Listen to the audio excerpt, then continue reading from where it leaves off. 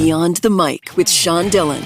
We're joined on the star line by a former journalist for the New York Times, 2019 Whiting Award winner and author of The Compton Cowboys, Walter Thompson Hernandez. Welcome. Thank you.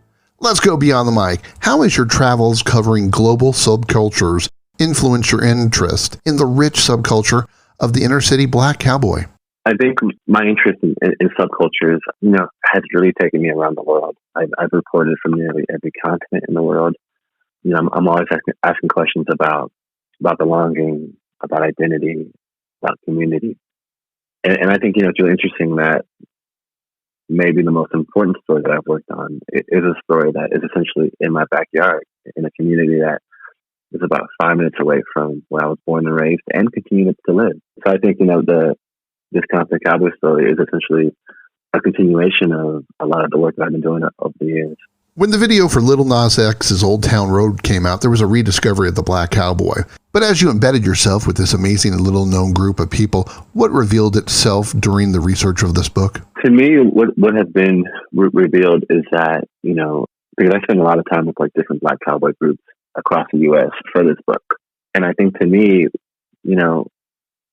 it's really important, I think, that people know that Black Cowboys are absolutely invested in this idea of being a part of Americana and a part of, the history of the West in ways that, there has been erasure, for a lot of people. A lot of folks don't learn about Black Cowboys in schools and in history classes. But I think, Black Cowboys are really invested in sort of reinserting themselves back into the history books.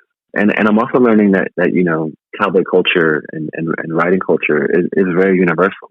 And maybe oftentimes the sort of barriers and walls that exist out in the world don't really exist with people who have a shared fondness for horses. After you first wrote about the Cowboys for the New York Times, you were drawn back to write this book. The people you describe are rich, layered, very nuanced. Which of their stories touched you the most? For me, I think it was the story of Anthony Harris.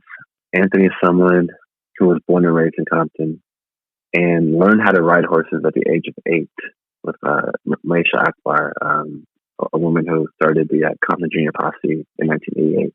Anthony Harris was someone who, simultaneously learned how to ride horses at the age of 8 and was also initiated into a gang at the same time. And so for me, Anthony, was someone who's lived a double life for many years until he essentially gives up horse riding. He fully immerses himself into gang culture and street life, and is incarcerated for a few years for narcotics charges at the age of 25, 26. And while he's in prison, he sort of has a moment where he really starts to think about horses, and he starts to dream about horses, and he starts to paint horses in prison and draw them. And, this idea of wanting horses back in his life is something that really helped him stay focused in prison. And it's something that, gave him the energy and, the passion to stay out of trouble. And so the first place he visited after getting out of prison was the horse ranch in Compton. And, he hasn't looked back since. He's someone who was deeply impacted by horses, and horses have essentially saved his life. How many of the Compton Cowboys do you keep up with on a daily basis?